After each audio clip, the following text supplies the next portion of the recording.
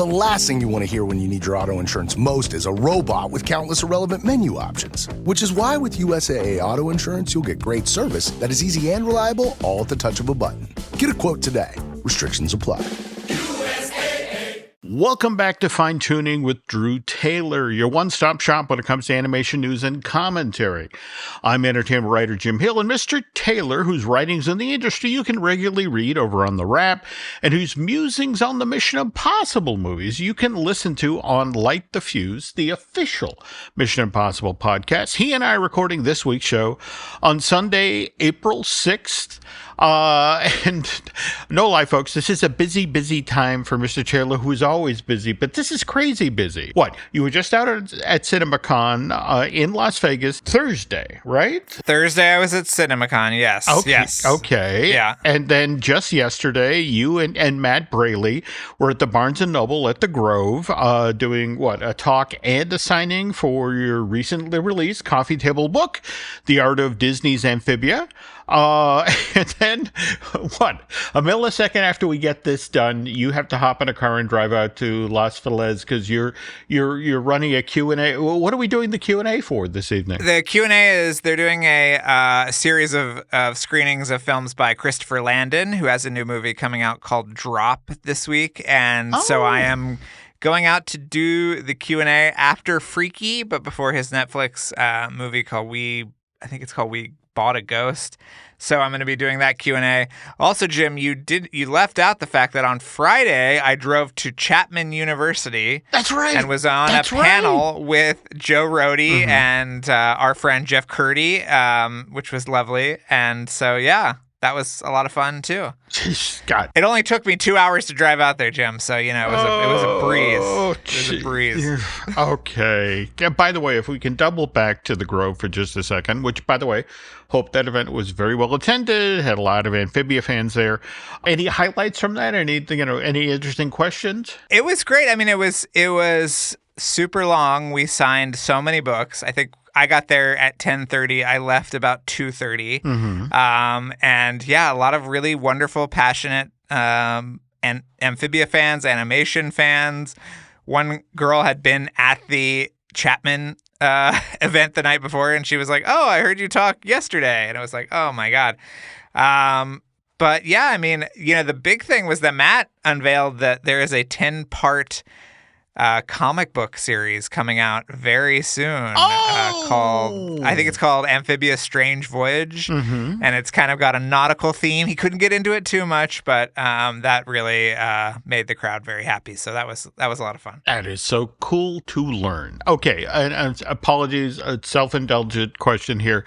Was the trolley running at the Grove while you were there? I don't know, because I got to the Grove before anybody was there. Okay. And then I got out of the Grove and everybody was there. So I do not know is the trolley, is that in jeopardy of closing or something? Well, I know this, but that's the thing that makes me crazy. It's been running there at the Grove since February of 2002, and it takes visitors, at that shopping mall back and forth, the original farmers market, 23 years of operation. And whereas the red car at DCA, it barely ran for 12 years and started in June of 2012, and then ceased operation February 9th of this year, and just... I was just wondering if you saw it. Anyway, back to your Art of Amphibia book. I do want to remind folks that this coming Saturday, April 12th, from 5 to 7:30, there's going to be a reception panel signing thing at the Gallery Nucleus, right? Which is at 210 East Main Street in La Habra, California. And by the way, if you can't make it in person, Gallery Nucleus webpage is still allowing people to pre-order signed copies of The Art of Amphibia. Now, is that you and Matt, or just Matt? How does that work? I think that's just Matt. Okay. That signing was a lot on Saturday. I think it's kind of like when we did the Art of Onward thing, where it's like a pre-signed card that's in your book. Yeah. Okay. And I think the Q&A will be online at some point too. So even better. If you can't make it, you will have another shot. Cool. Yeah. Okay, so definitely check that out, folks. And we will get to the animation-related news in a moment. But, well, since we just spent all this time talking about The Grove, Gallery Nucleus, and Drew's latest book, we might also want to acknowledge this show's sponsor. I'll put them on the spotlight for a sec.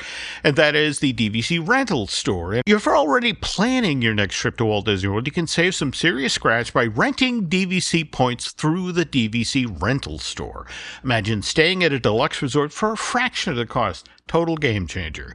Oh, and if you already own or are thinking about joining the Disney Vacation Club, then be sure and check out the DVC resale market. They're the leader in the secondary market with over 70,000 satisfied members. Whether you're looking to buy or sell your DVC points, they make the process seamless.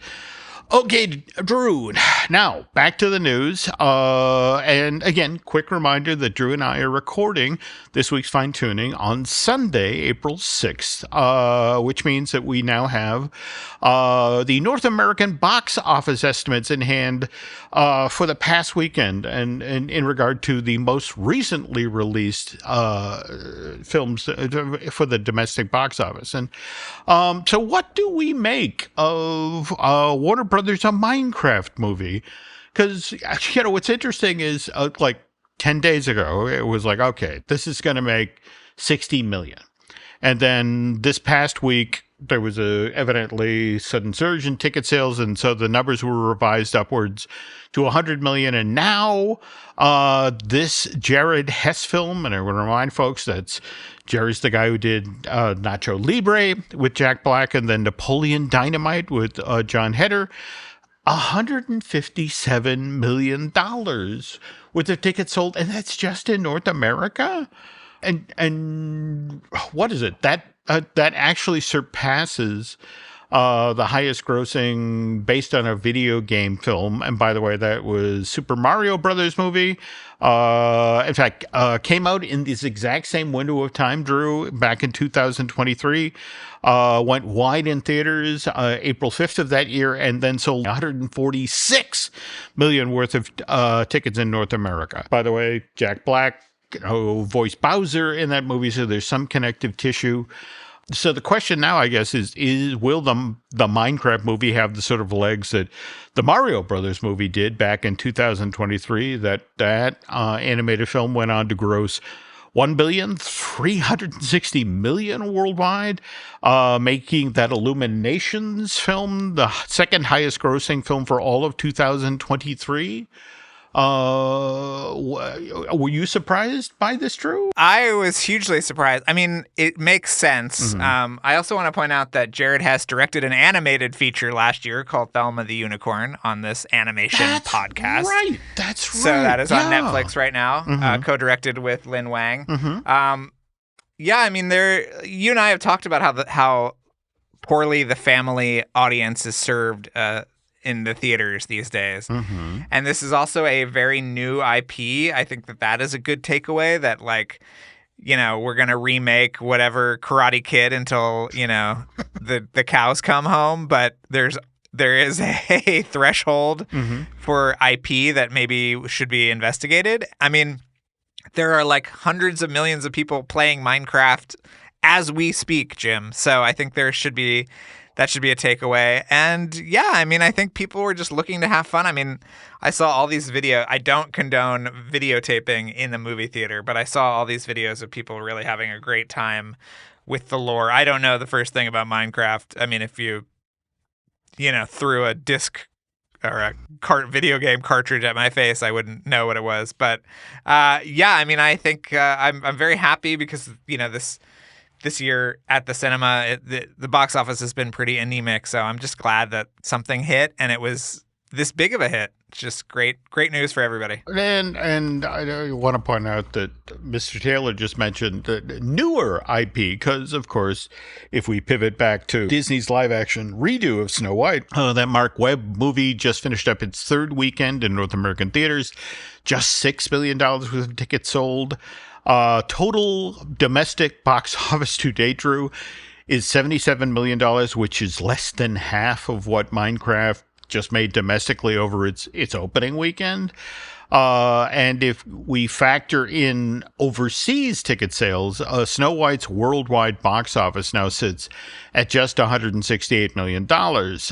Again, somebody wants to hand me $168 million, I would be happy. But on the other hand, if you've spent, Forbes reported that this live-action redo of Disney's first-ever full-length animated feature reportedly cost $269 million to make, and then an additional $100 million to market. $168 million is not a great place to be. Yeah, I've heard that it's going to leave the theaters with less than $200 million worldwide, which is just abysmal.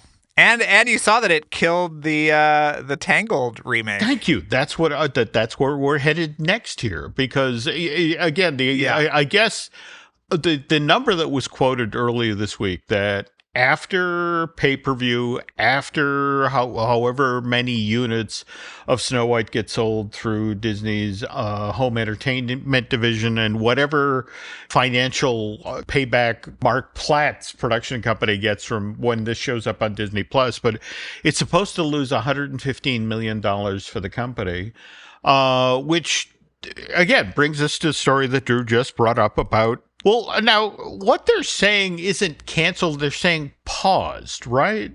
Or are you hearing something? Well, that's the interesting thing, is that I think that Lilo and Stitch is going to come out and make more money than they know how to count. Mm-hmm. So I think that, it probably is paused. And if Lilo does buku dollars, then it'll, get turned on again, Jim, as they say. Well, but what's fascinating is talking with folks at the company that, there are two schools of thought. There is one school of thought that, yes, we will wait to see how Lilo and Stitch does. But there's another group within the company who are like, Moana comes out, what is it, July of next year? Yeah. Do we urgently need Tangled? That maybe we could wait even till next year before we make a decision. Now, mind you, they've supposedly already got a director lined up for this thing, Michael Gracie, who did The Greatest Showman, and Jennifer Caton Robinson, who wrote the screenplay for Thor: Love and Thunder. She's supposedly done the Tangled script, but you were the one on last week's show who was talking about how many times and how close did they get with the third Tron film, and then would turn it off and circle back to it years later. So this is it isn't exactly unprecedented. No, and it if they hadn't made Moana, then this would be the most recent animated to live action adaptation. Mm-hmm. So I think maybe Moana is a better yardstick, because that just came out in 2016 and they're already making a live action redo. But I'm very interested to see what happens. But also, I would be perfectly happy with a break from the live action remakes for the next little while. Well, what's fascinating is that if you actually talk with people at the studio, that there seems to be a nuanced take on it now. I mean, especially given, I guess, that toward what Drew just said earlier, to the effect of they seem very hopeful about what's about to happen with the live action Lilo and Stitch. But given not only the reaction to Snow White, but likewise Tim Burton's Dumbo and Robert Zemeckis' Pinocchio, the thinking is that maybe stuff from the first golden age of Disney animation, maybe it's, stick with the stuff that's of more recent vintage that people are more enthusiastic about, which I guess is a polite way of saying that Bambi remake that got announced, almost 5 years ago now, January of 2020, we'll see Bambi's mother get up in the meadow and walk away before we see this movie happen. But yeah. Anyway, folks, we'll have more Disney-related news in a moment. But first, this. This episode is brought to you by Walmart. New beauty is in bloom at Walmart, and it's all about springtime radiance. From Drybar, Tula Skincare, and hundreds more available online, Walmart has the premium brands you want and this season's on-trend products for flawless, glossy hair and hydrated skin. Big name beauty brands? Check. The things you love? Check. Find trending spring beauty and all you need to look and feel gorgeous at Walmart, on app and online. Lowe's knows member-only doorbuster deals make SpringFest savings even better. Right now, rewards members can get 3 19.3-ounce Bonnie Plants vegetables and herbs for just $10. Plus, save $50 on a Charbroil Performance Series 4-burner grill, now $149. Lowe's, we help, you save. Valid through 4/7, excludes Alaska and Hawaii. Selection varies by location, subject to change, while supplies last. Program subject to terms and conditions. Details at lowes.com/terms. I think you're on mute. Workday starting to sound the same? I think you're on mute. Find something that sounds better for your career on LinkedIn. With LinkedIn Job Collections, you can browse curated collections by relevant industries and benefits, like flex PTO or hybrid workplaces, so you can find the right job for you. Get started at linkedin.com/jobs. Finding where you fit. LinkedIn knows how. And we're back. Okay, on last week's show, folks, Drew and I were talking about how Princess Mononoke, that Hayao Miyazaki movie that G-Kids put back into theaters in honor of the 40th anniversary of the founding of Studio Ghibli, had screened on 330 IMAX screens around North America, and as Drew pointed out on last week's show, had the highest per-screen average, we're talking money made off of individual ticket sales, of any movie being screened in North America at the time. And if we jump ahead a week now, Princess Mononoke has ended its IMAX run and is now being screened in 630 standard theaters around the country, Drew, and ticket sales kind of fell through the floor. Last week, we had 3.8 million worth of tickets sold, and this past weekend, what was it, 617,000? So Princess Mononoke moves from number 6 position to the number 13 spot on the North American box office charts in just 1 week's time. But at least the Studio Ghibli classic is still on the chart, whereas today, Drew, out ahead of recording the show, I went looking for box office information of The Day the Earth Blew Up, a Looney Tunes movie, which, I want to remind folks, only opened in theaters 3.5 weeks ago. It was over at Box Office Mojo, and of the top 35 films that they're tracking now in domestic release, The Day the Earth Blew Up is nowhere to be seen. It's not on the chart. That could be because they are not reporting grosses.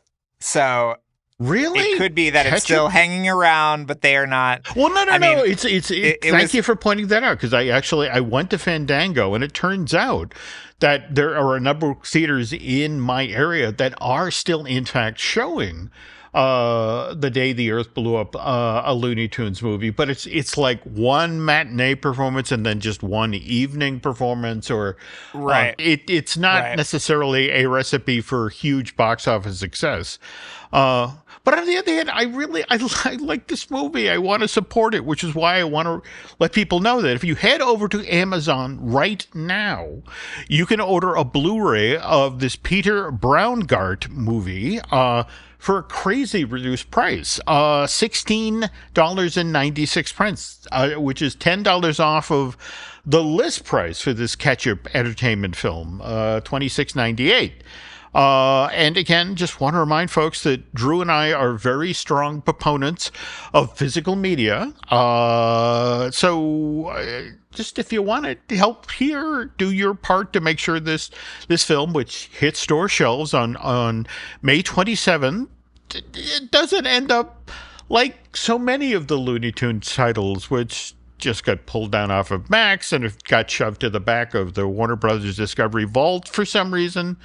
So go pre-order a copy, just like I did today. Okay, Now, back to, we were talking about Drew's adventures earlier this week.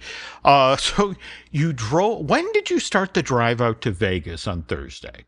I actually flew because I had to work all day on Wednesday. Okay. So I worked and then got on a flight at like 6:30. Got there at about 7:45, and Holy cow. then I turned around and got on the flight at 5 o'clock the next day and came back. So yeah. Oh my God. All right. So Yeah, it was a whirlwind, that's for sure. all right. But, So, yeah. all right. You drive straight from the airport to Caesars. The Paramount Yes. presentation starts at 10. And let's be honest here. You were largely out there for the Mission Impossible related news, which is understandable. I mean, you and Charles do the wonderful Light the Fuse, the official Mission Impossible podcast, and they were there talking up Final Reckoning, which again opens in theaters May 23rd, which, by the way, exact same day that Disney's live-action Lilo and Stitch opens in theaters, which is why, again, I'm intrigued by what you said, that Disney seems to think going head-to-head with Mission Impossible, they're still going to do big numbers? Really? They're very confident. They think that that the Minecraft could be an omen for a super huge weekend. And you know what? Mm-hmm. Everybody loves those trailers. You know, I've heard good things about the movie. So, yeah, it'll be. But what I like about it is that weekend, something for everybody. You know, it's not like, you know, Excellent one point. movie comes out, you have to go see whatever that is. There's options, Jim. Remember this? There used to be 4 or 5 movies that came out every weekend. You know? I remember those days. You know, mind you, the pictures didn't talk back then. But, you know, okay. All right, anyway, back to the Paramount presentation, which, as you pointed out, as we were pre-gaming, number of animated things got talked up. We have the Smurfs that arrives in theaters July 18th, directed by Chris Miller and based on a story by Pam Brady. Did they show trailer? They showed a new trailer for that. Tom Kenny came out with Mark Hamill for the SpongeBob Search for SpongeBob. Yeah. All right, and that opens December 19th of this year. Did they talk up what role? Who's Hamill voicing? Hamill, Jim, is voicing the Flying Dutchman, of course. No. So a lot of the story, I think, takes place in a kind of like netherworld where he is kind of overseeing things. And of course, like the other SpongeBob movies, there is a live action component as well. And I believe Mark Hamill is playing the character in live action too, which is very fun. So that looked like a lot of fun.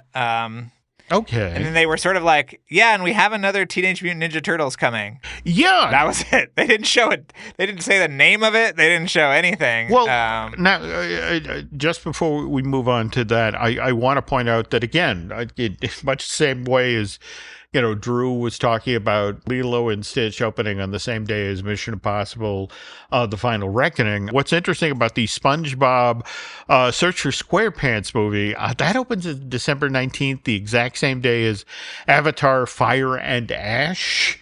So I don't know about that one doing. Yeah, that's, again, counter-programming, but also I think Avatar is sort of all ages as well. Okay. Yeah. All right. That said, though, before we get to the Teenage Mutant Ninja Turtle movies, also want to talk about The Legend of Aang, The Last Airbender. Will be opening in theaters January 30th, 2026. I didn't know Lauren Montgomery directed this. I've loved her stuff forever over with the DC animated original film series. And she's She's directed and storyboarded like a dozen of those things, right? Yeah, she is a real talent. And yeah, I think it's very exciting. It's all the original team from the show. You know, if you'll remember, they were involved with the Netflix live action series and got kind of pushed out or left or whatever. So this is the original team behind this, and they talked about the voice cast briefly, and I think Steven Yeun is in it. And they just showed a logo for the, you know, it was like a title treatment. No. The Aang thing. Yeah. No, I get that. But what's kind of interesting is when they've chosen to release this. Now, January 30th, 2026. Now, You wouldn't think that would be a great time to put out an animated film, but just this past year, in fact, on that very same weekend, the last weekend of January, that's when Dogman came out this year. And by the way, that DreamWorks animated film only cost $40 million to make, and to date has sold 134 million worth of tickets worldwide, sixth highest grossing film for all of 2025. Now, mind you, to date, and we're about to begin the all of the summer blockbusters coming out, and Dogman will soon move to the back of the pack. But still, that it turns out this is a great weekend to bring out an animated film. And speaking of dogs, we have Paw Patrol, the Dino movie, that's coming out July 31st, 2026. And then, as Drew mentioned, we get our sequel to Teenage Mutant Ninja Turtles Mutant Mayhem. That's from 2023, which in turn was continued with the Tales of the Mutant Ninja Turtles TV series. And now we get a sequel. We don't have a name yet for this thing, but it's coming out October 9th, 2026. That's right? Or... Yes. Okay. Yeah, there was no title. I mean, we know Jeff Rowe is coming back to direct. And yeah, at one point they were referring to it as Teenage Mutant Ninja Turtles Mutant Mayhem 2. But there might be a new subtitle coming out. But I think that's a great time for it. I think, lean into the kind of all the mutant stuff and the Halloween-ness of it. I think that's a great idea. Yeah. Okay, so again, you got up early, you got on a plane, you flew out there, you made it in time for the Paramount presentation.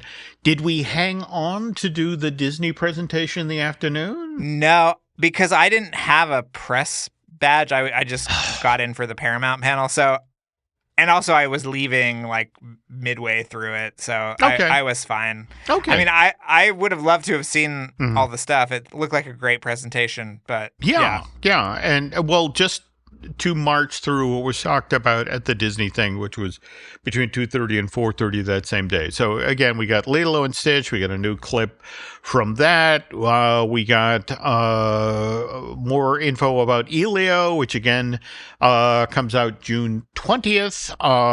And just want to remind folks that it was Drew who actually reported after, sitting down with Dean DuBois and seeing early footage from the live action version of How to Train Your Dragon, sort of suggested that we might see Elio move. And sure enough, as soon as, it was 2 days after that trailer dropped, Disney pushed Elio's release date back by a full week from June 13th to June 20th. And for me, the thing that just sort of shocked me is Universal is so confident in how this live action How to Train Your Dragon is going to do that they have already announced a release date for its sequel, How to Train Your Dragon 2, now slotted to arrive in theaters June 11th, 2027. And forgive me, Drew, I have to ask this question because you and I, having chatted with Dean while he was working on 2, what do you think the chances are he's going to get to circle back to the original villain of that movie? It's interesting because when I was in the editing room, Jim, I brought this up, of course, and he was like, he seemed into it. Now, we don't know that Dean is actually directing this one. That was not part of the announcement. True. He announced the sequel. I mean, he could do it. He's done with this movie. They screened How to Train Your Dragon at CinemaCon. And as far as I know, the popcorn vendors, Jim, just had a universal reaction of awe and suspense. But what Jim is referring to is the fact that the real villain of the second movie was the Cate Blanchett character. That's right. Which they kind of backed away from, and it led to some issues with the third one, I thought, because she's just there and not really doing anything in that third movie. So and yeah, just to remind you folks, Valka, that's the name of the the character that Cate Blanchett voiced, that was Hiccup's mom. And again, it was a fascinating idea that I want to say, was it Katzenberg who made him walk it back? Yeah. All right. So, and also the third movie was supposed to end with the extinction of all the dragons too, which I also wonder if they will reevaluate. Okay. Should the third movie get made, which it looks like they will probably will. So, Okay. yes. Okay. Oh, by the way, I don't know if you've seen any of the videos or anything coming out of they've finally begun doing actual media previewing of Epic Universe, but there was somebody shared footage from the Isle of Berk, where Dart, they have a walk around Dart character that's Toothless's son. And yes, Toothless and the White Dragon. There we go. Son. There we go. And yeah, ridiculously cute. I mean, it's just sort of like, that's so cool. But you know what's interesting, Jim, is I had been told that that land is set during the second movie, so that dragon isn't a part of the franchise until the third movie. So okay, interesting point. Nerds, sharpen your knives. Okay, go after there we him. go. Get out of here. All right. Speaking of second movies, Zootopia 2 arriving in theaters November 26th of this year. Disney also has high hopes for the sequel. Original Zootopia made over $1 billion when it was released to theaters February of 2016. And also worth noting, in the exact same window of time that Zootopia 2 is opening in theaters is when Zootopia Better Zoogether, that's a terrible name, the replacement film for It's Tough to Be a Bug will be coming online at Disney's Animal Kingdom. In fact, Tough to Be a Bug closed just 2 weeks ago on March 17th. I don't know if you heard, Drew, they showed 2 scenes from Zootopia 2 at CinemaCon.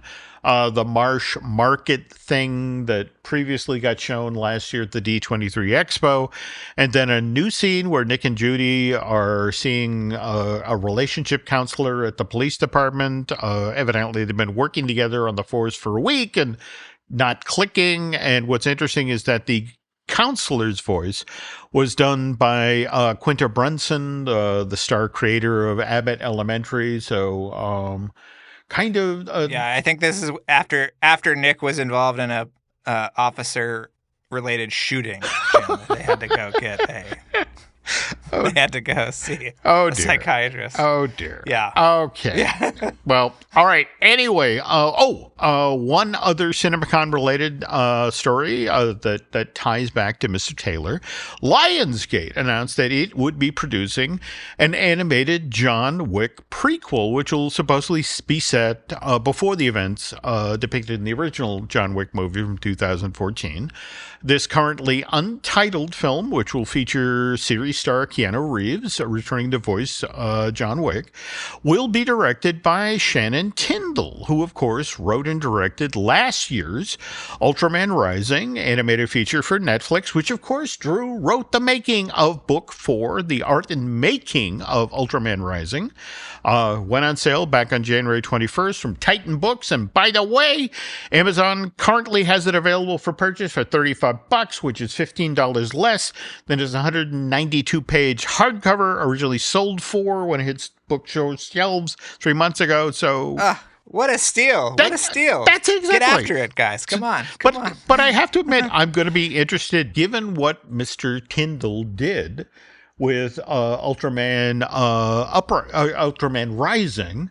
Really going to be intrigued to see what he does with John Wick. Though, this seems to be a theme for this year because a number of violent animated films, largely aimed at the adult audience, are headed to theaters.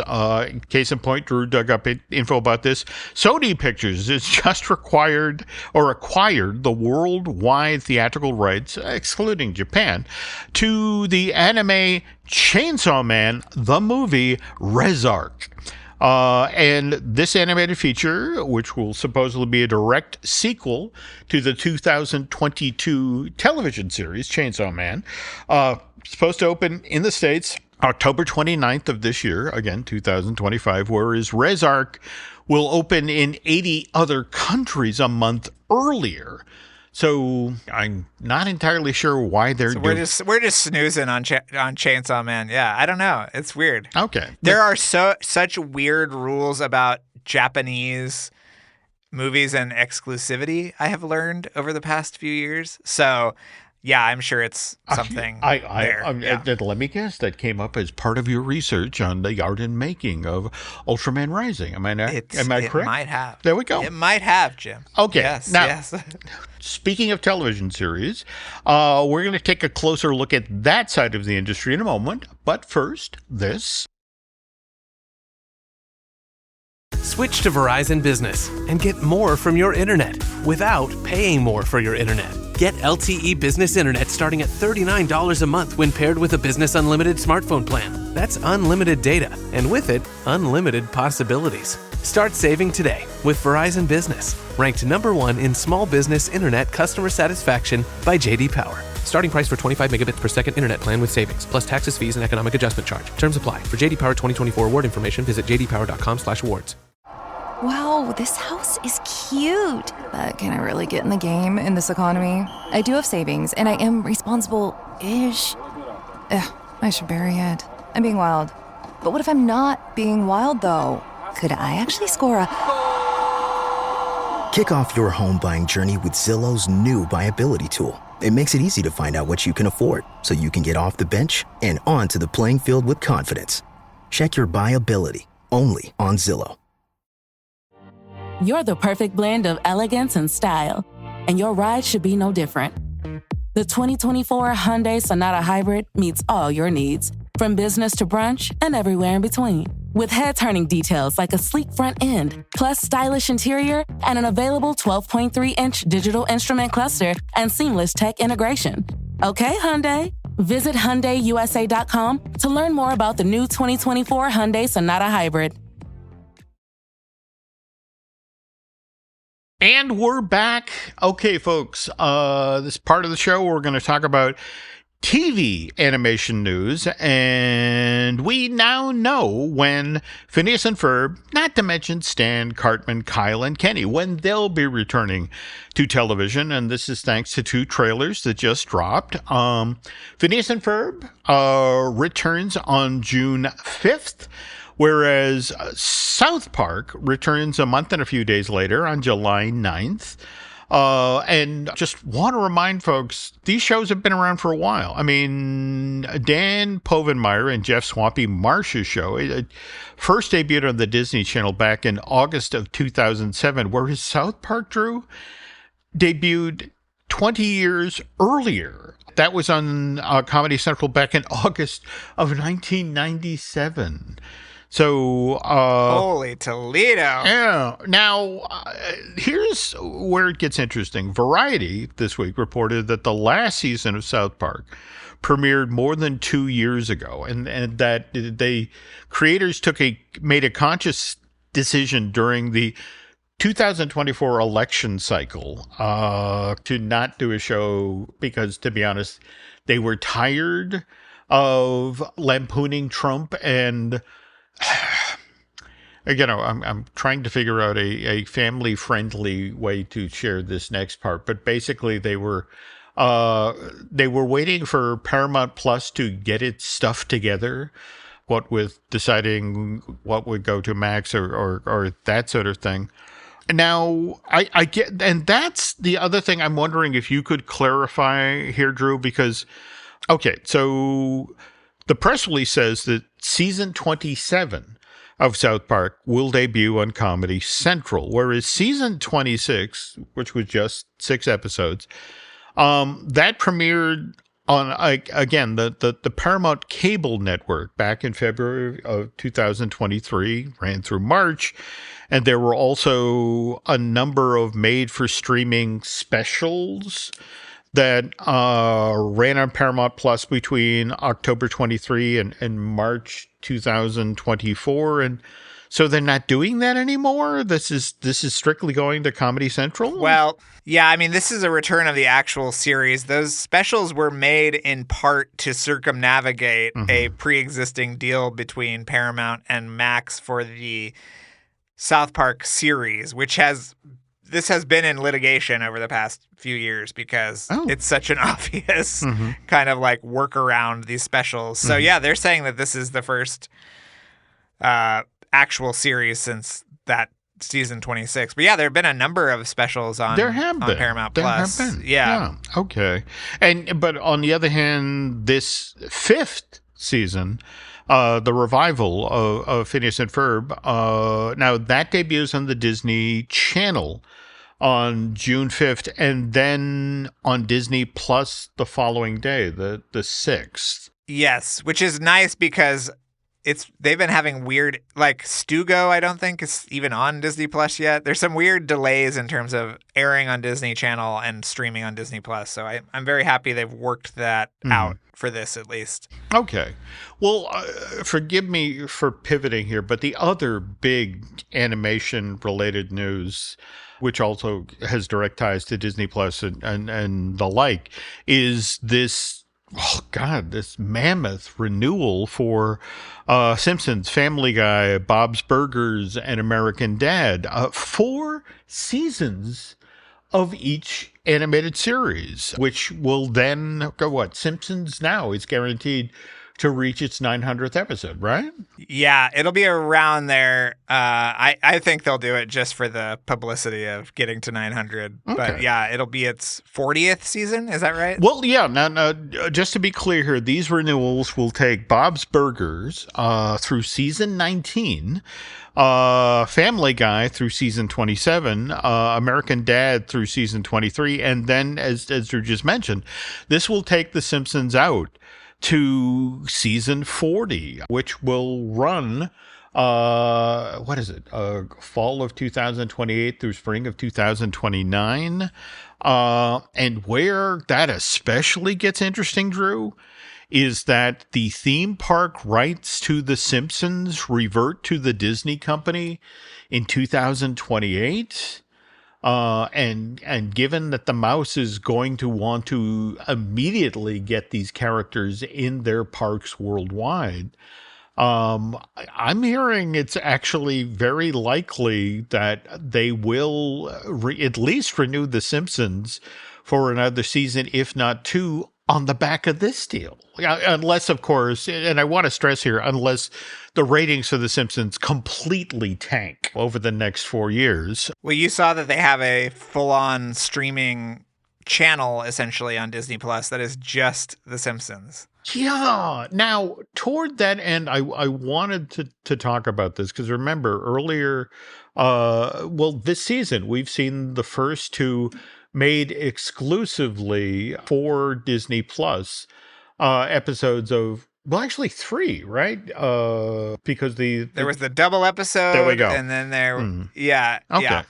All right. So do we have, and what's interesting is, as part of this, Disney was very clear that at least when it comes to that, Disney Plus and Hulu will remain the global streaming homes for all 4 of these animated series. But have you heard anything about specifics? Are we going to continue to get these Disney Plus exclusive episodes of The Simpsons, or for that matter, are we going to see similar things done with Family Guy and Bob's Burgers and American Dad? Well, Family Guy already had a exclusive Halloween episode. You're right. I believe. You're right. Okay. Yeah. Okay. So I'm sure that'll continue. And also, it's worth noting that Family Guy, or not Family Guy, but American Dad is moving from TNT back to Fox. Yeah. Yeah. So, for the first time in, I think, 10 years. It's an interesting, it's certainly a vote of confidence for the folks at 20th Television Animation. But at the same time, it's just sort of, I'm going to be interested to see what the final counts are for these episodes, how many exclusives we get, that sort of thing. And what is the business plan? Well, you just mentioned, the Simpsons streaming, exclusive streaming channel. Wow. That's pretty impressive in and of itself. Well, you and I have heard that they might not make it to that date in terms of the theme park stuff, that plans are being drawn up for alternative. Yeah.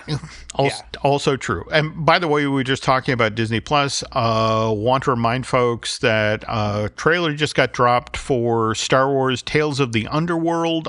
This is the May the 4th special thing that'll be bubbling up on that subscription streaming service. It's sort of a continuation of the series from 2022 we got Tales of the Jedi, and then 2024 Tales of the Empire, and this one will deal with the criminal underworld of the Star Wars. That's where you and I would be, Jim, in a galaxy far, far away. That's true. That's criminal true. Underworld. I think they just want looking at Lucasfilm to have a couple new episodes. That's why they're putting it out there. Yeah. You and me both. All right. Anyway, folks, apologies. Crazy amount of news this week, and we even had a story about J-Kids, the Dan movie, which is coming to Don Da Don, Jim. Don Da Don. Don Da Don. It's my favorite show. Okay, I love it so much. Okay, yeah. Well, it's coming to theaters this July, but again, because Mr. Taylor needs to get the Las Feliz, we'll cover that next show. But till then, if you're looking for something genuinely entertaining to listen to online, there is always Light the Fuse, the official Mission Impossible podcast that Drew does with his equally talented co-host, Charles Hood. You guys have been doing a countdown toward Final Reckoning, which again arrives in theaters 7 weeks from now, May 23rd. What are you guys talking about this week? Well, we did a special episode from the beautiful Caesar's Palace Hotel. Oh, wow. Recapping the footage and also the wonderful Tom Cruise moment where he gave the Director of the Year award to Christopher McQuarrie. So yeah, that's up right now, and so that's it for a little bit, but we'll be back. Wow. Yes. And the fact that you said the beautiful Caesar's Palace Hotel makes me think you need to get an eye test, pal. Jim, where else can you go to a Cheesecake Factory and watch an animatronic show involving Poseidon? Take that, Christopher Nolan. We'll see if, the Odyssey has any of that in it. Yeah, we'll see. Okay. All right. By the way, we have some other podcasts here you might want to check out. We, of course, have Disney Dish that we do. I do with Len Testa. We have the Epic Universal podcast that I do with Eric Hersey, who produces a lot of the podcasts here at Jim Hill Media. And as Drew just mentioned, looking at Lucasfilm, we seriously do actually need to get a new episode of that up shortly. So I need to go reach out to Brian Gahn. We also have our Disney merch podcast. I Want That Too, which I do with Eric's lovely bride, Lauren Hersey. We also have, we host Manufacturing the Magic, which is a theme park history podcast that's done by Noah and Shelley Valladolid. And, of course, I have to mention Disney Impact. That's our video show that we do for Patreon. That's myself, Len Testa, and veteran Imagineer Jim Schul. We just posted a show about how the Disney parks have kept Snow White evergreen, not necessarily profitable in theaters, but evergreen in the theme parks.